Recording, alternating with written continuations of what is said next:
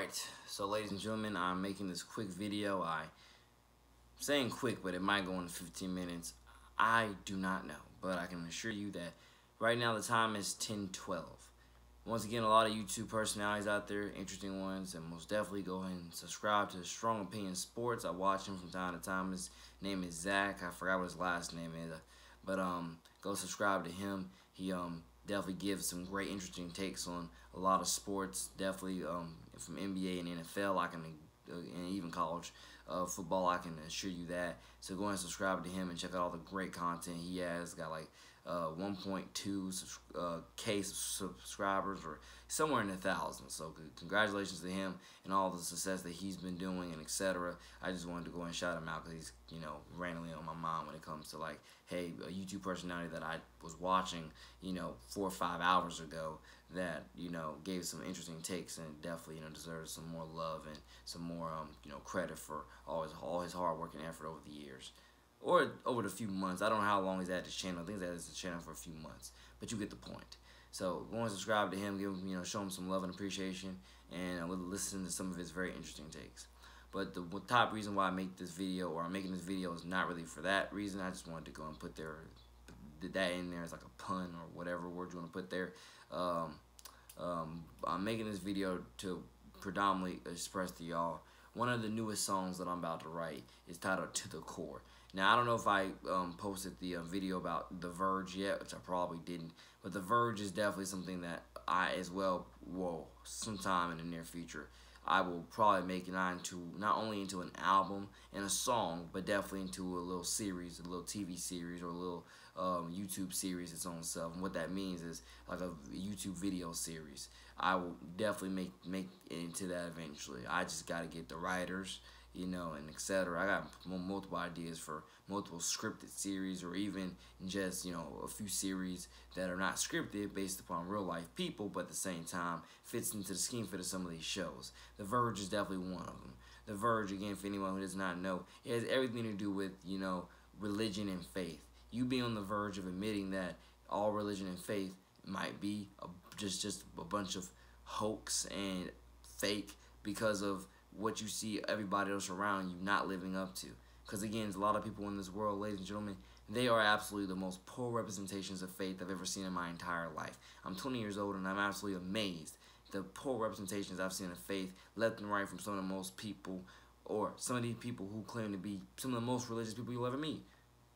But their hypocrisy, religious hypocrisy, and double standards is off the charts. But yet they claim to be so religious, or so faithful, or so into Jesus, or so into whatever they claim to be so into in terms of being very heavily religious or very faithful, and etc. I'm telling you, ladies and gentlemen, in many cases, this stuff has been going on for decades. It feels like the last days in so many cases, but this stuff has been going on for decades. Decades. Again, for better and for worse, stay prayed up, because no man or woman, child, knows the exact date and time. God definitely specifically says that many times in the Bible. And etc. But I can assure you, once again, ladies and gentlemen, the evidence is clear. The Verge definitely, again, is a show that I would be explaining to y'all the religious hypocrisy, the religious double standards from the same people who want to claim to be so religious or so faithful, and it's just not even funny anymore. It's disgraceful at this point. Maybe at first it might have been funny, second, third time.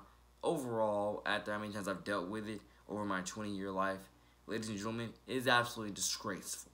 It is disgraceful. I feel like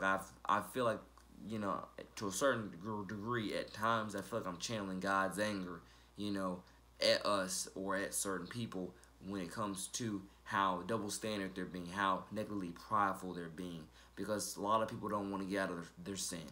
They don't want to get out of their sin. They don't want to get out of their pride. They want to sell themselves on any type of delusion that it's all 100 just because they are comfortable in their sin. And their pride has granted them that. Their negative pride has granted them being comfortable in their sin. Even though they're wrong for it, but they want a lot of themselves, due to their pride, to say that they're right for it. Ladies and gentlemen, once again, I'm just saying, I've gone through a lot in 20 years. I'm trying to tell my stories. I'm trying to be a beacon of hope to other people, and I'm trying to spread some light on a lot of different issues, especially in 2018. I'm trying to spread a lot of light on a lot of different issues because this world needs healing. And you have literally two sides. You can either be on the side that promotes healing, grace, mercy, and tolerance, along with godly commitment, or you can be on the side that continues to keep negatively discriminating and literally talking all the negative trash, can't back any of it up, and just keeps on negatively dividing us, and etc. A lot of people in our own backyard are doing that. A lot of people in our own homes are doing that, negatively dividing us, and they don't care or don't know, and think that, again, that's just what you're supposed to do. Ladies and gentlemen, I'm telling you, I'm just saying, at least from my 20-year prior knowledge, God has blessed us immensely. You know, you have to start doing right by Him. You have to. In order to truly prosper to Jesus Christ's salvation, Godspeed, you have to start doing right by Him in all things. You know, I'm not saying there won't be some fine lines you walk here and there in terms of how to do right, because I walk them every day of my life. But you have to try to make sure that you're representing Him in a proud and honorable manner, and He will honor you back for that. Because I'm telling you, the evidence is blatantly there. Don't blatantly lie to yourself and pretend that you're right for being blatantly wrong, and etc. A lot of people have the most negative entitlement I've ever seen in my entire life. The evidence is clear. And you might want to ask yourself, how do they have the negative entitlement? I mean, God knows. A lot of it is how a lot of people were negatively raised. And I hate to say it, but the evidence is blatantly there, ladies and gentlemen. A lot of people were negatively raised in a lot of negative trash environments to where they have the most negative entitlement I've ever seen in my entire life. You know, and etc. God bless everybody. God bless everybody's parents. But I can assure you once again, a lot of parents have a lot of cleaning up to do. They have a lot of cleaning up to do. You're never right for abandoning your family. You're never, at least if you were to ask me, you're never right for abandoning your family. You're never right for, what's it called? You're never right for abandoning your family. You're never right for, you know, you could even say abandoning your soul. You're never right for promoting garbage filled cess, by the way, cess. You're never right for doing that. You're right for trying to help heal and promote true Jesus Christ salvation positivity, true Jesus Christ salvation healing, true Jesus Christ salvation discernment, wisdom, integrity, morals, honor, discipline, respect. Not for thinking that you're right for being wrong. It breaks about your family, and you're willing to stay in your negative pride just to keep that comfort with your sin that you're right when you're wrong. I mean, I can break it down into many levels, ladies and gentlemen, but I'm just saying, a lot of one of the top things that I feel like angers God the most in 2018 is how so many of us, we're not willing to fight for our marriages, we're not willing to fight for our families, but yet we think we know what for better and for worse is, or at least we preach it, or we, you know, say it on our wedding days. You don't know what for better and for worse is. You need to start seeking out sources that help you. Get rid of that negative pride that's telling you you don't need any help. You need help. You need help, and you need it desperately. This is for the soul of yourself, your family, your better tomorrow, your afterlife. This is the soul of so many things. Like, God knows. It's honestly amazing. The math behind it, the science behind it, it's all amazing. I believe a lot more people can do a lot more better than what they strive to do, but they don't ever want to do better because they don't want to get out of their sin. They don't want to admit that they're being wrong. They don't want to admit to their entitlement, and etc. The evidence is there. It's been there. I mean, God knows, for better and for worse. People need to start practicing for better and for worse. Start fighting for your family soul, for your soul of your marriage. Start fighting and standing for something. That's one of the top things I feel like that angers God in 2018. You do not have a lot of people who are willing to fight for the soul of their marriage and their family. They're not willing to fight. But yet they want to say I do, and for better and for worse, on their wedding day. Think about it. I made that video, the divorce rate is up, / really, the divorce rate is too high for a reason. The evidence is there. It blatantly connects. It blatantly shows. Are you going to turn a blind eye to it, or are you going to try to spread awareness to it and try to fix it? I try to spread awareness to things and fix it. You got to decide, ladies and gentlemen. You want to help heal, or continue to keep negatively dividing and then wonder why, you know, look at the world and culture's in the negative shambles that it's in on a daily basis. I mean, there's many ways to dissect this, honestly, very much many ways to dissect this, but I definitely can't get to it all in this video because it's definitely just going on and on and on in my head. But I thank you all for once again listening, watching the video, subscribing, entertaining this little rant that might have felt like a rant, might have not felt like a rant, but I can assure you once again, I have a lot of background knowledge, and I absolutely, I'm telling you, you know, more awareness needs to be brought. I'm willing to go out there on the front line and fight for families and fight for these kids and fight for, you know, marriages. I'm willing to do it. I'm willing to do it. And it's amazing I'm 20 years old and I'm saying that versus somebody who is, you know, in their mid-20s, late 20s, 30s, 40s. Why is a 20-year-old willing to say that, but you're not willing to say that?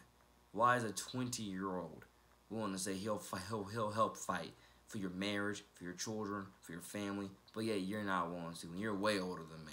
And I'm speaking to really any in general person that is definitely in their 30s or their 40s or their 50s. Why are you not willing to fight just as hard, if not more hard? You really need to ask yourself, how close to Jesus am I? How close to God am I?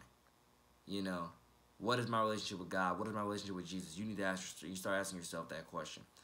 Because I'm saying, if you're not willing to die trying to help your family heal and stay together, if you're not willing to die trying to help your kids, you know, again, live a better life, Jesus Christ's salvation on that.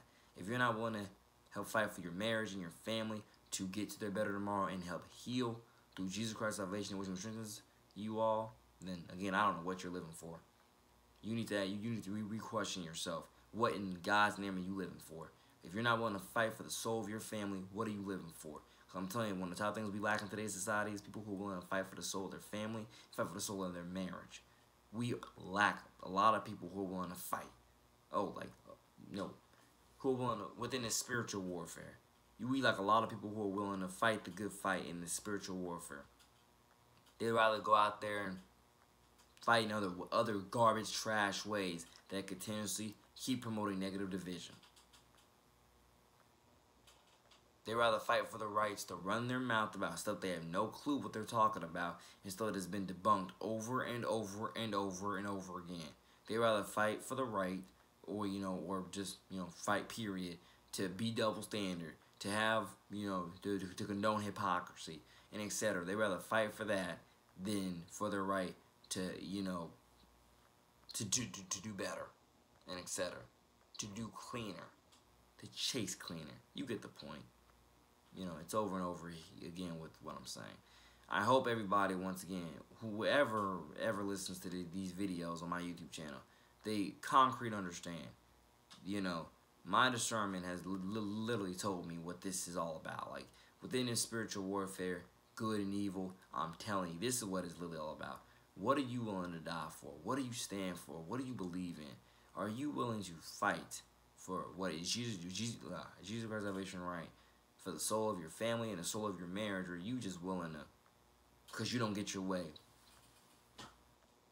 Because I'm telling you, if you willing to leave your marriage and your family because you don't get your way, and I mean in a certain way, obviously, which is like what you want out of them is wrong, ungodly, and etc.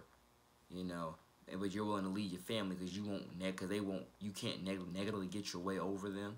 If you're willing to lead your family astray, lead your family astray because of that, question your manhood or question your womanhood.